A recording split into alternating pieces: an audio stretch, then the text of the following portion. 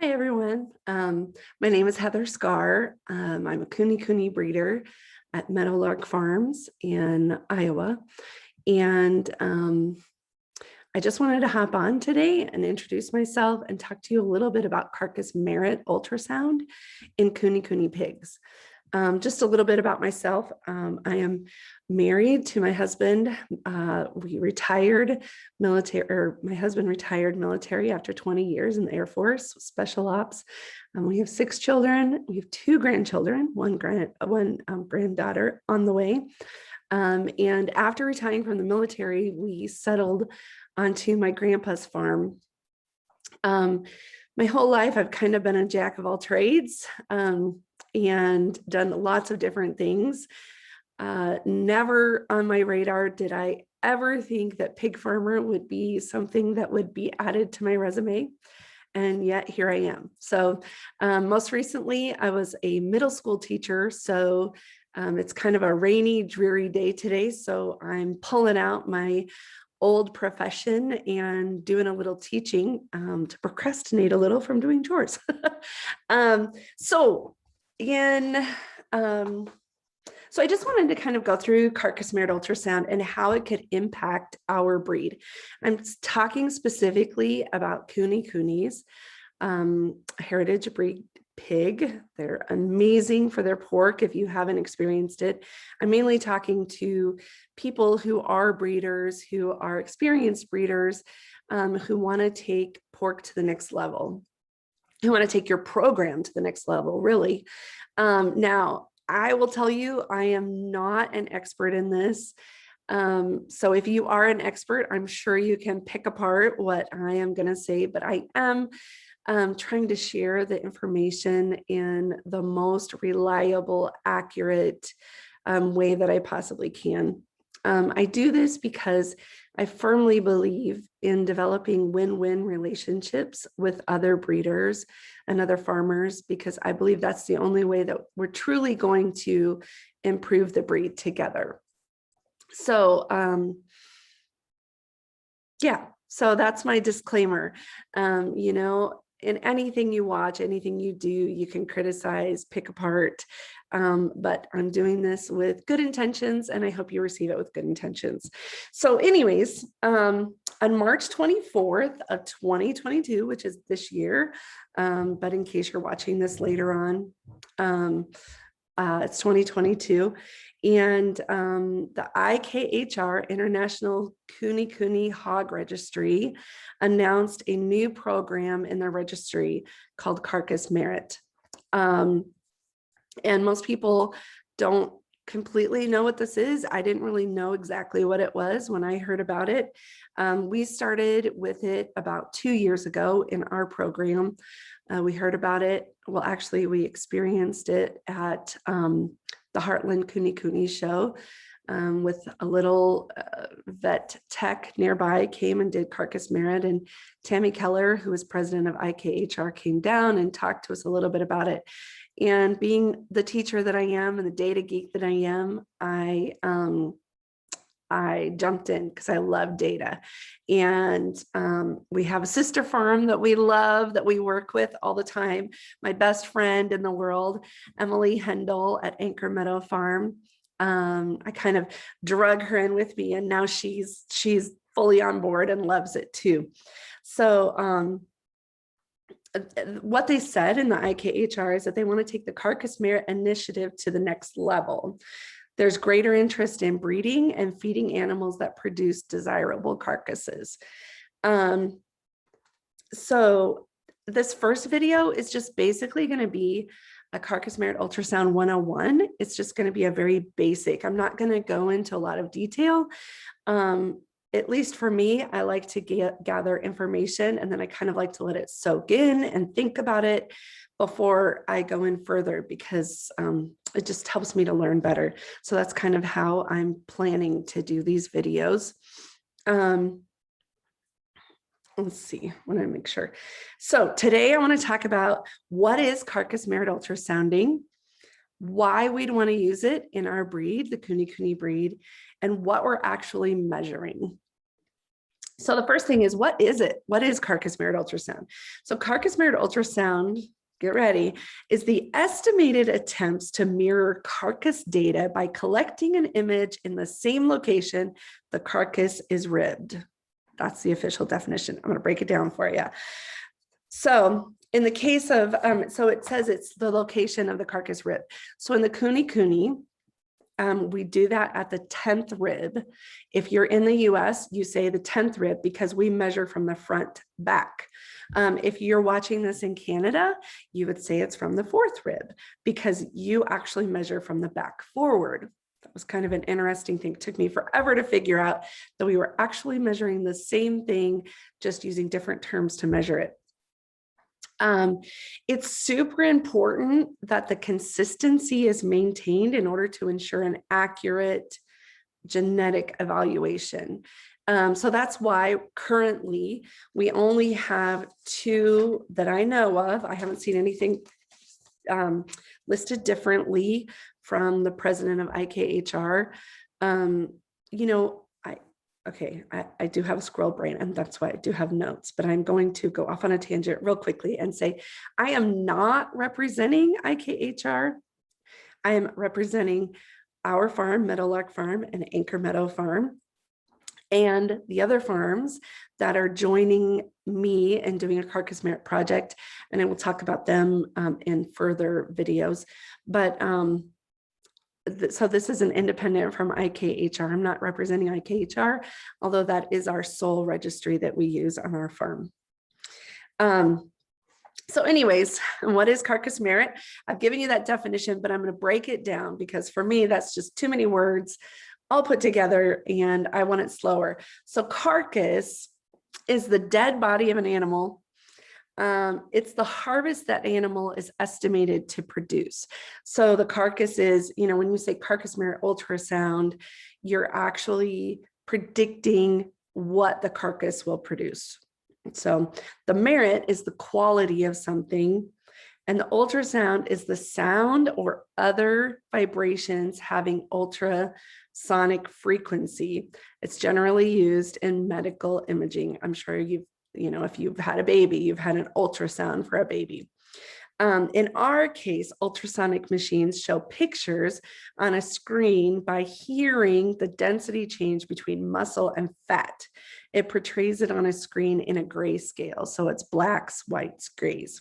Carcass mirrored ultrasounds are machines that predict the quality of the carcass of an animal while that animal is still alive. So to me, that was a definition that I could understand. Carcass mirrored ultrasounds are machines, are, well, I guess, readings by machines that predict the quality of the carcass of an animal while that animal is still alive.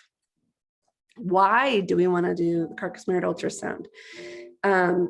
Number one, it can guide us in genetic selection because studies have shown that the carcass of an animal is highly heritable.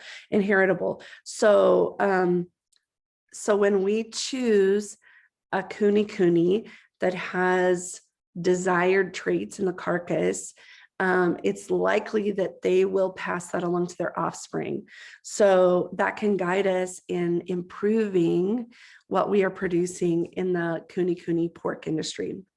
It also can improve the desirability of Kunekune pork.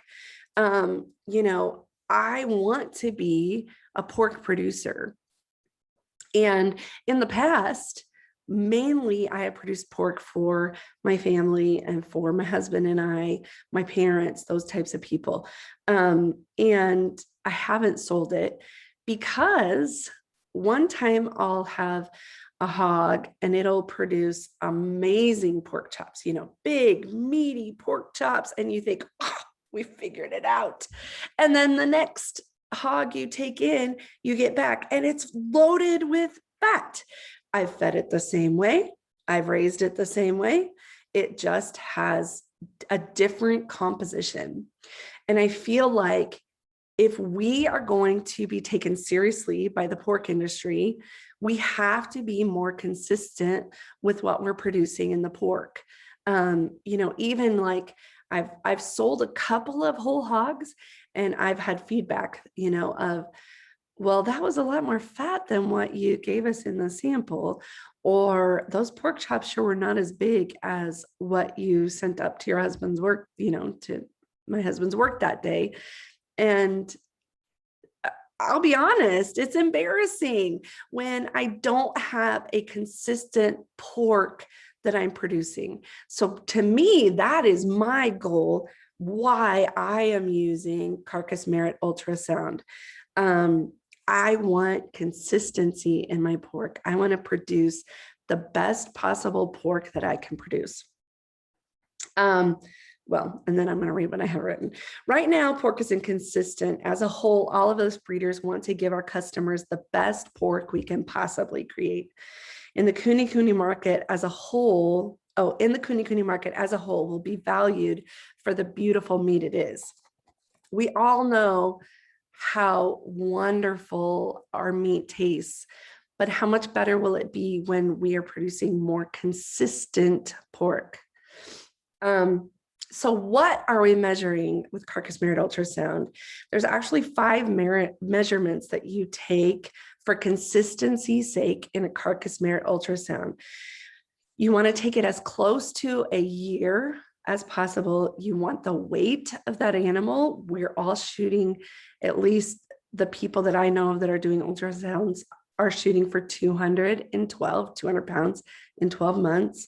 We're measuring the back fat, we're measuring the loini, and we're measuring the IMF, which is the intramuscular fat. The loini, when I talk about loini, the comparison in beef cattle is the rib end chops of the pork is what we're measuring, and that is the equivalent to a ribeye steak on cattle. So when we talk about the loin that's the measurement that we're taking. What we're looking for in that, and I personally in the last 2 years have had, they're measuring it, like I said, at the 10th rib, if you're looking at it from the US. And I personally have had my loin at the 10th rib measuring 1 inch. That is, kunekunes have a tendency to really drop off in their loini. And we're breeding purebred registered kunekunes, so we're not changing the breed. They're pure kunekunes. You just have to throw that out there. But we're measuring to find pigs that have more of a full loini at the back, because if you think about it, and I'll talk about this more in subsequent videos, if you think about it, if you're selling for pork, or if you're selling whole hog to customers, you want a full loin, because you want bigger chops. That's where your money lies. You want a good quality loin. I'm now measuring a little over 2 inches there. I mean, I want to build that up more, so I'm going to breed for that. And then it also measures the fat. There's 2 different fats that we measure when we're doing Carcass Merit Ultrasound. According to R.K. Miller in the Encyclopedia of Meat Sciences, 2nd edition, 2014, fat is deposited, sequentially in 5 different fat deposits. The first one is mesenteric fat, which is fat around the bowels. The second one is around the organs, kidney, pelvic area, and the heart. The third area is a subcutaneous, which is under the skin. We call that back fat. The fourth one is the seam fat. That's the intermuscular fat. It's that white visible fat between the muscles, which can easily be removed with a sharp knife. I think that probably helps you know what I'm talking about. And the fifth one is the intramuscular fat, or the marbling. The interesting thing is the intramuscular fat is measured objectively. The marbling is a little bit more subjective measurement that people use. So the marbling is the intermingling or the bundling of the fat with lean in a muscle. It's the intramuscular fat. It's in the muscle. So since marbling is the last fat deposit to be deposited, it can be used as an indication of growth and nutritional status of animals. It's not going to put any fat on into the intramuscular fat if it doesn't have enough feed to put fat around its organs. I mean, it's just kind of like humans when well, I'm not going to go into all that, but it's interesting to note that there is no correlation between amounts of fat in one area before depositing to another. So it's not like all animals are going to do an inch around the organs before it moves to the subcutaneous fat, before it moves, it's completely done according to genetics. Recent studies have shown that no amount of and this is another interesting fact, because I kind of thought that in the end, if you just fed it a lot, it would add extra to the intramuscular fat. But recent studies have shown that no amount or duration of high energy feeding prior to slaughter will increase a marbling score if an animal has the genetic predisposition for a very low degree of IMF, intramuscular fat deposition. So in other words, it's genetics. It's not, well, I shouldn't say it's not feeding, but I'm going to say if you are feeding one pig next to another pig the same amount, because, we talk about 212 feeding and how that's a little different than the 2 cups a day feeding that so many people recommend. But if you're feeding one pig next to another pig the same amount of feed, you're going to get different results based on genetics. So, genetics is key to what you're going to produce on your carcass. So research has shown that marbling, cutability, and tenderness are all moderately to highly heritable. So improvement is possible. Get that, guys. Improvement is possible in the Kunekune breed if breeding stock are selected for those traits. Now, you can wait and you can harvest a pig and look at the meat that you get back and use that. But I'm going to tell you right now, based on my experience, that even in a litter, your pigs are going to vary from pig to pig.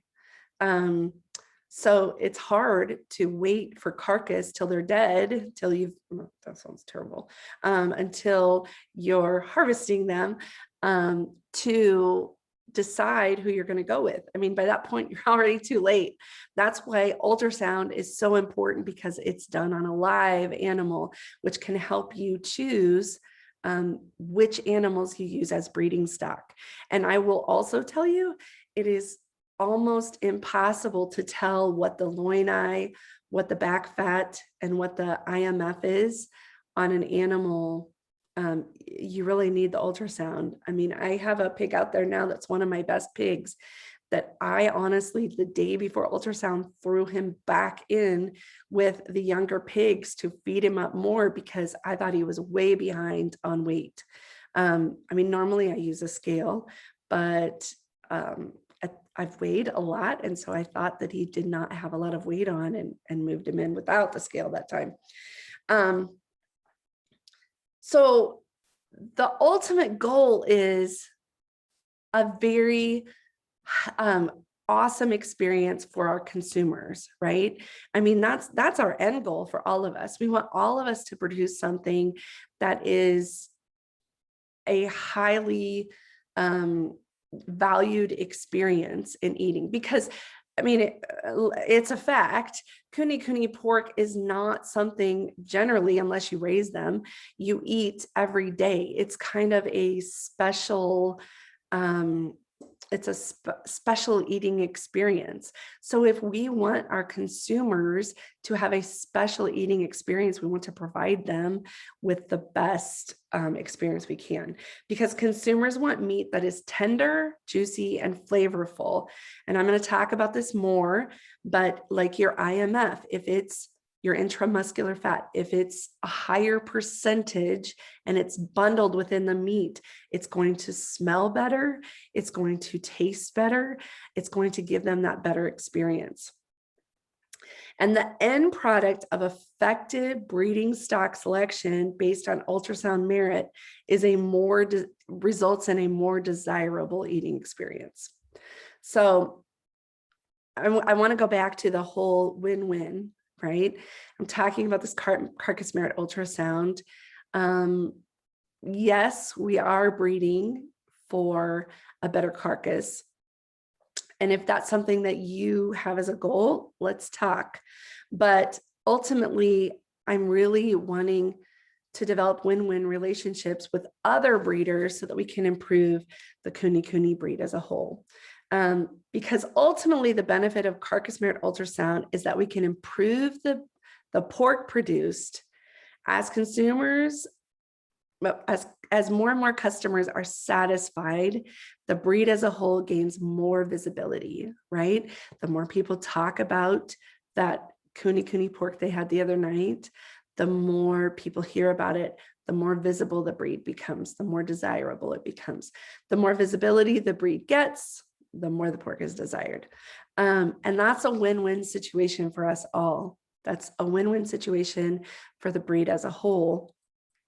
And that just puts all of our farms more in the, in the forefront, more desired, more, we have Kunekune, we have people in restaurants looking for Kunekune pork to serve. We have more people wanting whole hog, half hog boxes, charcuterie, all those things.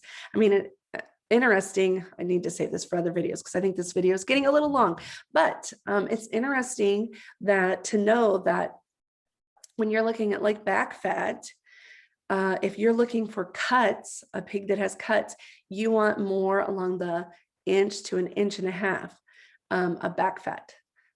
These are lard pigs. You're never going to get the lard out of them, which is awesome. We want the fat in there. But in the charcuterie, you want 3 inch or so. And so you can differentiate kind of lines within your herd based on what you're looking for in your end product. There's just so many things that can be done with ultrasound. And I just hope that this gives you all a little bit more knowledge of what carcass merit ultrasound for Kunekune pigs is, how it can be used in our breed, and how it can be used to improve and promote our breed. Again, if you're interested in talking more, reach out to me, Meadowlark Farm in Iowa. My name is Heather Scar. Also, my sister farm, Emily Hendel at Anchor Meadow Farm. We're the two that have been doing it. I do know that Puget Pastures has taken some of his for ultrasound. And as far as I know, that's pretty much the only breeders that are currently using it in their program. Like I said, I have a carcass merit improvement program that I'm working on, and I currently have 8 farms that are working together in that. And I'm going to talk a little bit more in the next video about those farms, share their pages. I'm just so proud of them for being forward thinking and for wanting to improve their herd, improve their program, those types of things. So anyways, I always have a hard time ending these videos. I never know what to say at the end. Full disclosure, I'm always a very full disclosure, transparent, open and honest person. So anyways, I hope y'all have a great day. And now I procrastinated long enough on this dreary day. So I'm going to go out and do my chores. So hope y'all have a great day, and we'll talk to you soon.